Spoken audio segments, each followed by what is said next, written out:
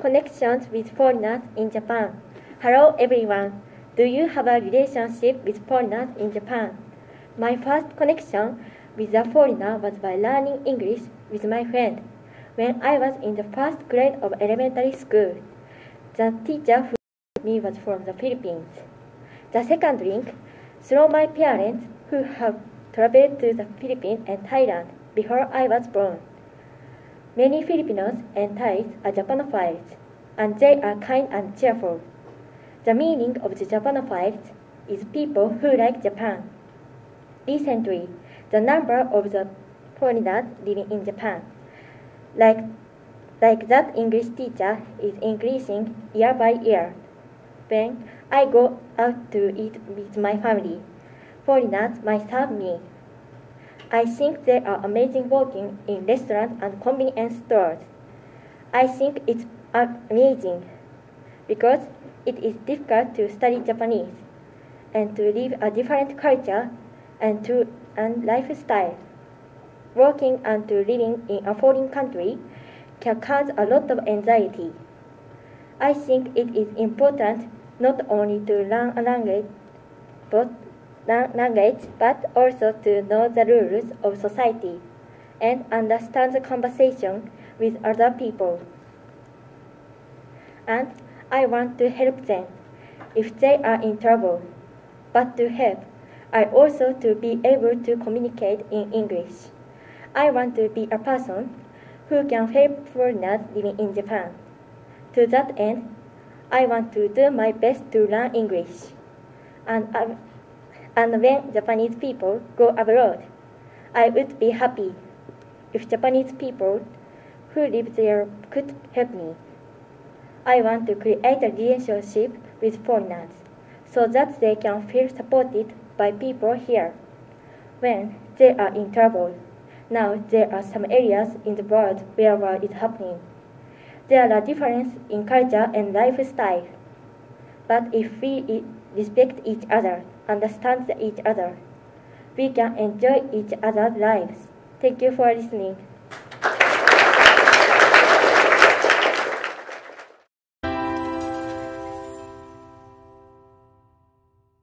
Hello there. Do you know guide dog? It is a working dog that helps blind people walk and go up and down the steps.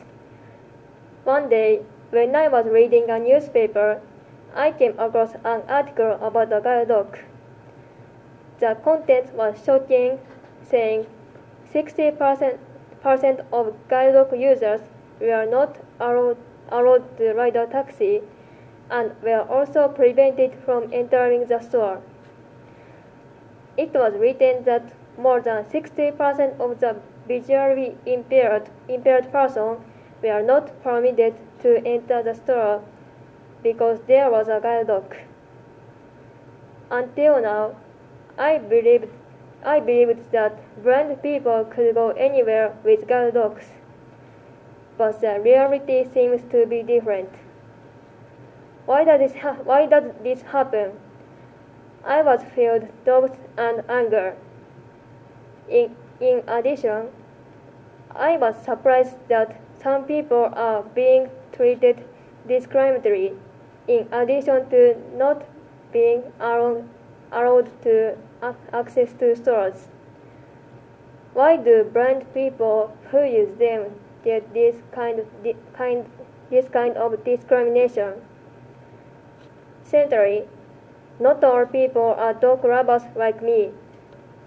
Some people don't like the smell of dogs or the fact that dogs shit fur. Other people may also think that big dogs are scary or in the way. But I want you to know that they are working dogs. I have seen a guide dog demonstration before. There, I had a chance to listen to guide dog training scenes and stories about the visually impaired person. People from the Japan Guide Dog Association have been training for full-fledged guide dog for many years. The dog was training hard, I was very impressed with that. I wanted more people to experience what I experienced this time. Guide dog users and those who won't accept it can just claim their rights. I think we should treat each other with compassion, and I want to treat people with a warm heart so that they don't take away the various rights of the visually impaired person. Someday, when I... Thank you for listening.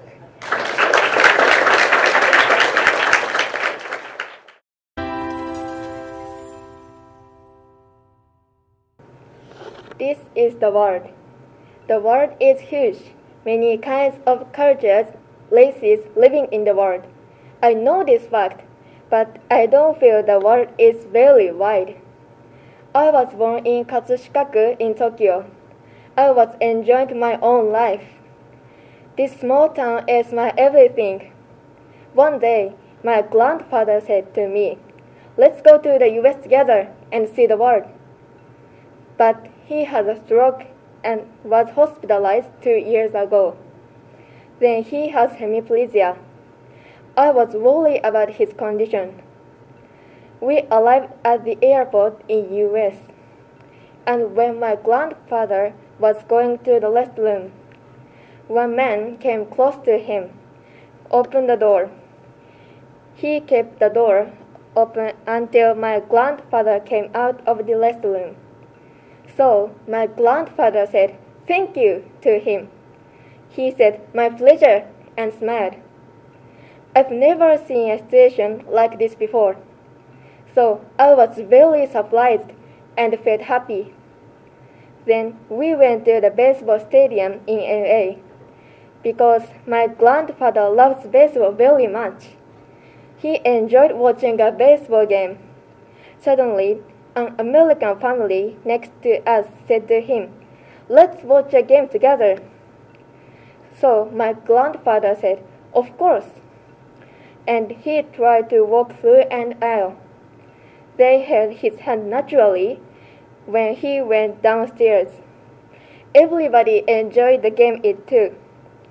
Another thing that I noticed was that this baseball stadium shop hired one person who had Down syndrome. I was surprised by that because I don't often see people who had Down syndrome standing in front of the store in Japan. I worried about him, but he enjoyed his job very much, and also customers enjoy it too.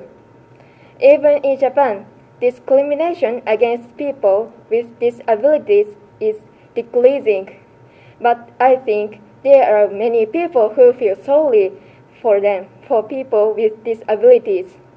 I don't want you to assume that you feel sorry for them, because they will be more lively and enjoying their lives than you think. I realized why my grandfather said, "Let's go to the US together and see the world." You wanted me to know that the world is huge. This is the world. Thank you for listening.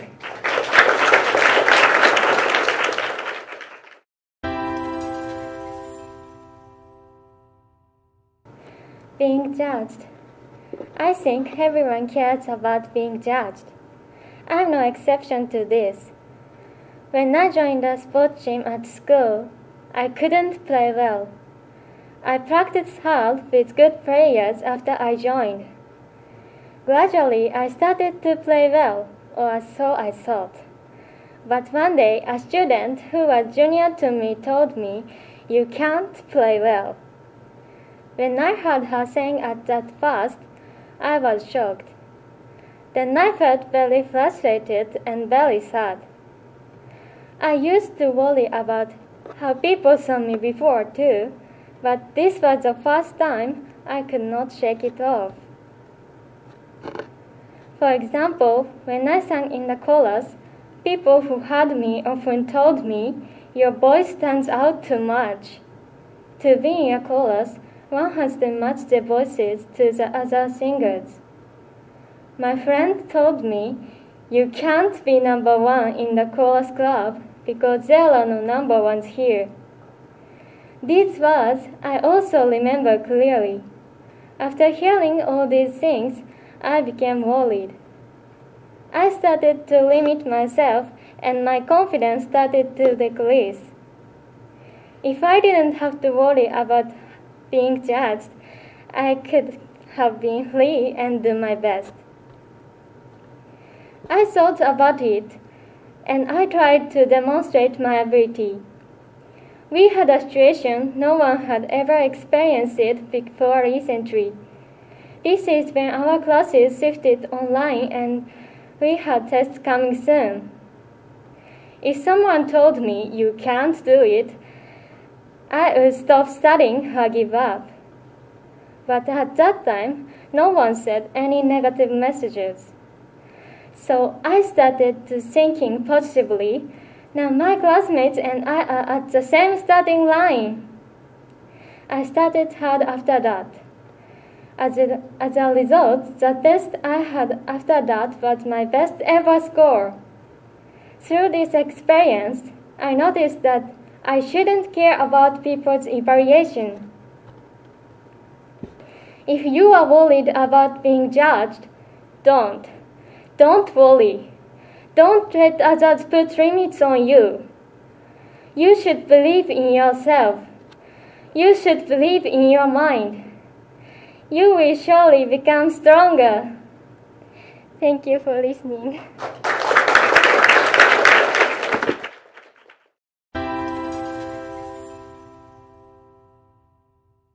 Value of happiness. When do you feel the happiest in your life? When I ask you this question, of course, I will get different answers from each person.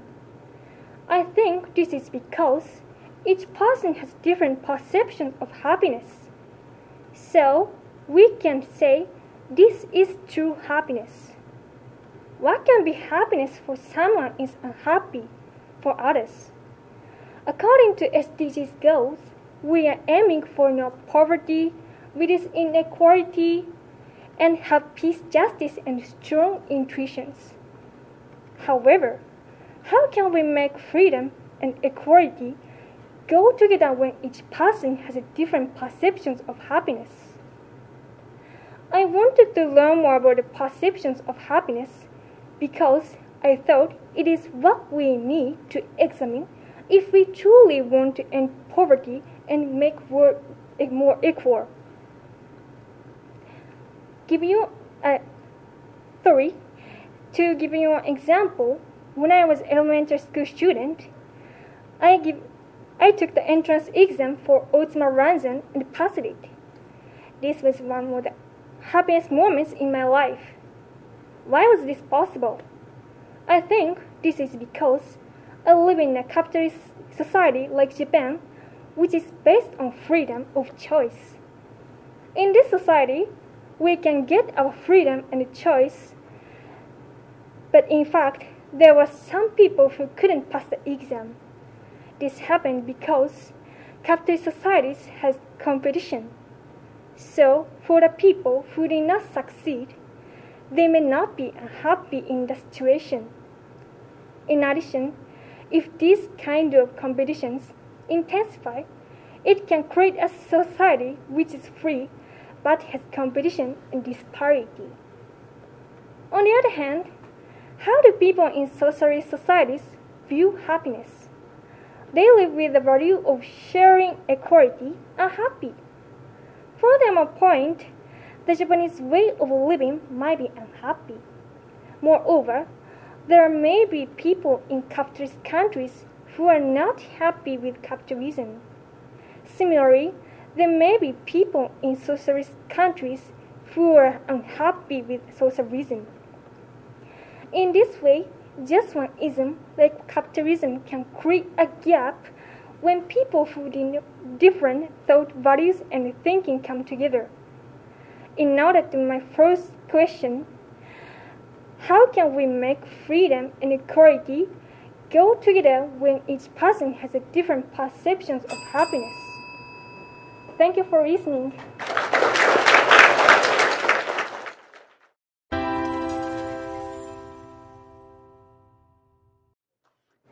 Broaden your perspective. Have you ever met a person who follows a religion? In this speech, I'm going to talk about my experience of how I grew up as a Muslim in Japan. But first of all, I would like to talk about my family background. My mom is from Japan and my dad is from Pakistan. I was born a Muslim and my father's side of the family was very strict about religion. So my father thought that the Japanese way of thinking and its culture doesn't suit our Islamic ideology. So he sent me abroad at a very young age. But as soon as I came back to Japan, I had to face many challenges that I've never experienced before. The first hurdle I faced was when I joined a public elementary school near my house. I couldn't speak Japanese at all, but I tried to communicate with my classmates and teachers using the few words that I knew.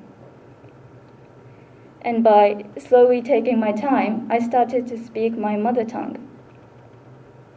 But sadly, sometimes even though I could speak, I couldn't get along with my classmates because of our culture.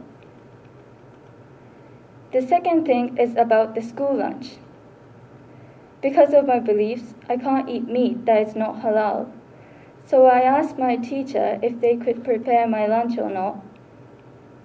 But they couldn't do it, so I used to bring my lunchbox from home every single day. And the thing that made me really uncomfortable was that my school was preparing an alternative food for a child who was allergic to eggs.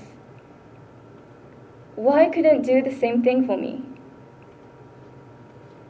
These things happen because Japan has a smaller percentage of foreigners compared to other countries. Another reason I think is that Japan has an atmosphere that doesn't allow differences. Understanding others sounds very easy in words, but it is not an easy thing when you try to take an action. But at least we can try to make a difference step by step. And last but not least, I want to say, if this country is going to post a big goal like SDGs, we should start by accepting sorts of values around us. Thank you for listening.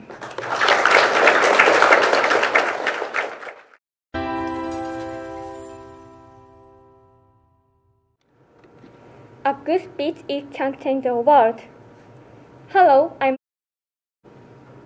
I have a dream. As you know, this is a famous line given by Martin Luther King Jr. Not only did speech motivate African Americans, but also reduce discrimination against them. Today, I am here to talk about two things. One is what is a good speech, and another is how good speech can change the world. First, let's define a good speech. Imagine a person who speaks well. Did you imagine a speaker whose voice is clear, or who memorizes the script, or who makes eye contact? Of course, all of these are important. But I think a good speech is based on literary technique. For example, Martin Luther King Jr. used a technique called repetition. In his famous speech, he repeated the phrase, "I have dreamed," 9 times. His speech has been read and is being remembered even now because his repeated phrase attracts and impresses the audience. This shows a good speech can change the world. Second, let's think about the impact that a good speech can have on the world. One day, my head teacher made me realize how influential speeches can be. She said, While I was deciding on tour company for the school trip, the deciding factor for me was the company's impressive speech. This shows a good speaker has power to change the result. You may think it is a waste of time to make a lot of speeches. However, audiences can be touched and moved by your speech. All you have to do is speak up. When your speech reaches people's heart, you are able to change the world. Giving a speech is the key to solving many problems. For instance, issues such as global warming, poverty, or discrimination, including races, genders, and disabilities, can be solved by your speech. If my voice is understood, my goal today has been achieved. A good speech can change the world. Thank you for your attention.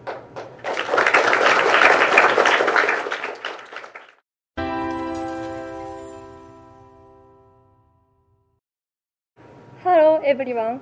I'm going to talk about the problems that the world faces. Do you know how many children who cannot go to school? There are 124 million children who cannot go to school. They are 6 to 14 years old. It is said that 1 in 5 children in sub-Saharan Africa don't go to elementary school.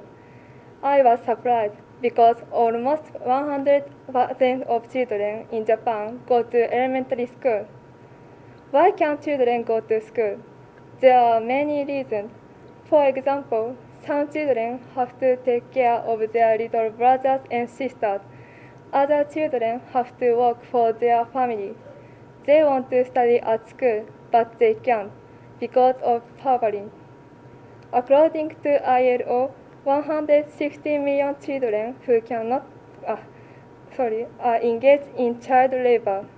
This is 1 out of every 10 children.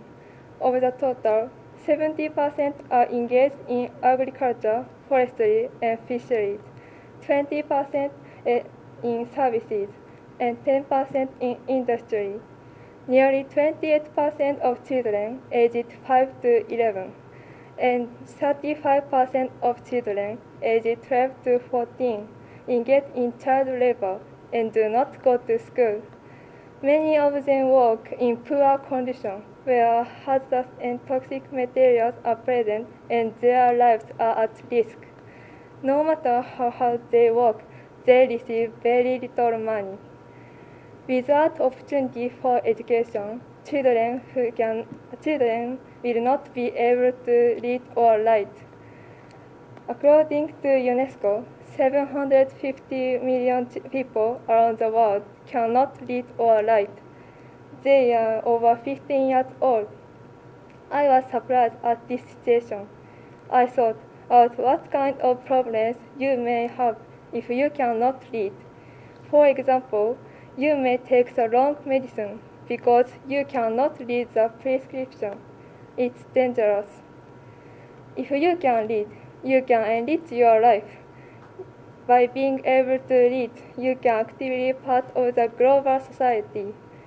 I know there are many groups in Japan to help children overseas. I can't do anything great, but I can learn about these problems. I want to help people to the best of my ability, however I can. Thank you for listening.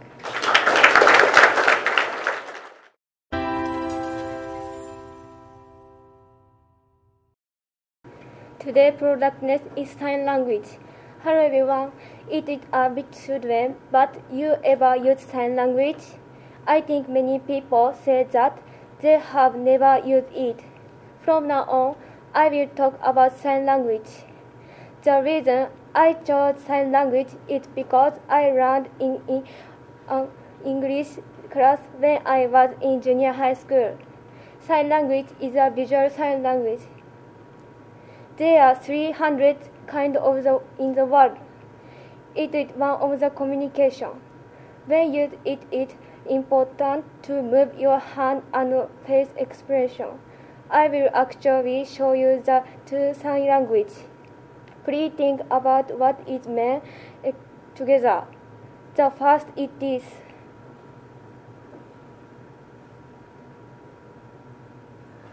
This means thank you. The second is this. This means hello. People who use sign language as their mother tongue are people who are hearing impaired. Sign language is not universal. It also varies from country. For example, Japanese Sign Language is used in Japan. American Sign Language is United States. British Sign Language is used in England. Recently, International Sign Language has been used. It is used in international exchange. It was also used at the Olympic and Paralympic. Did you get to know a little about sign language? Remember two last things. The first is that sign language is a language.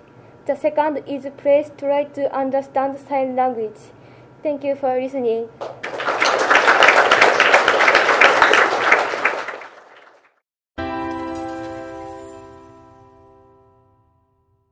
If the world were a village of 100 people, if the world were a village of 100 people, 20 are undernourished, 1 is dying of starvation, while 15 are overweight. When I read those words from the book, if the world were a village of 100 people, I was shocked. This number really shook me. Do you know that Japanese people throw away about 60 tons every year? This makes it one of the top of countries that food thrown away. However, Japan imports a lot of food from other countries. Moreover, 62% of the food we have every day is not even made in Japan, but is made in other countries. That means we take food away from other starving people and eat more enough and throw the rest away. Did you know that? I did not. We take food away from starving children. However, I believe this problem should not happen in the first place. There must be enough food for everyone in this world. Because we take food away from others, they can't eat enough and they are starving. We may think poor people, poverty is their biggest problem. No, we are the one who caused this problem. We don't know the reality and just look at the problem as somebody else's problem. What can we do to solve this difficult problem? Honestly, I can't think of any good solution. I'm too young to help any of those who are dying now. Probably there are many of you who feel the same. Then what shall we do? First of all, we have to learn what is happening in this world. We have to know how many people are starving to death. We have to know how much food we are importing and throwing away. Then, let's share the knowledge with our friends. I believe that it is important to share such information with our friends.